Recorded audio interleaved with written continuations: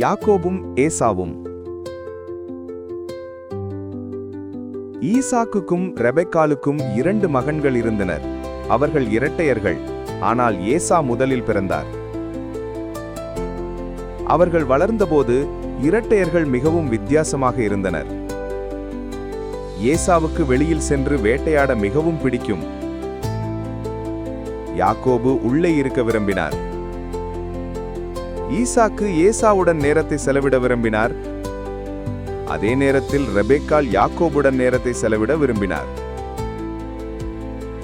ஈசாக்கு வயதான போது ஏசாவுக்கு எல்லா ஆசீர்வாதங்களும் கிடைக்க வேண்டும் என்று அவர் விரும்பினார்.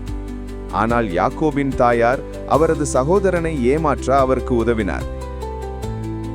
முதலாவதாக ஏசா உணவுக்காக தன் ஆசீர்வாதத்தை கொடுத்தார். பின்னர் யாக்கோபு ஏசாவாக நடித்தார்.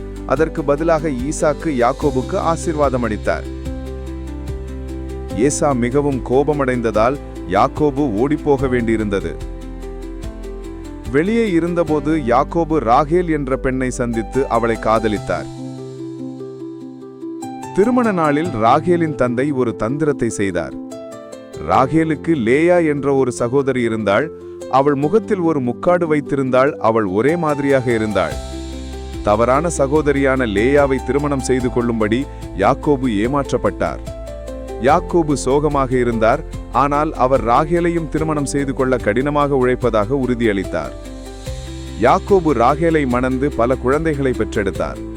அவர் பல ஆண்டுகளாக வேலை செய்தார். ஆனால் விரைவில் தனது சொந்த ஊருக்கு திரும்ப விரும்பினார். திரும்பி வரும் வழியில் தேவன் யாக்கோபுக்கு இஸ்ராயேல் என்ற புதிய பெயரை கொடுத்தார்.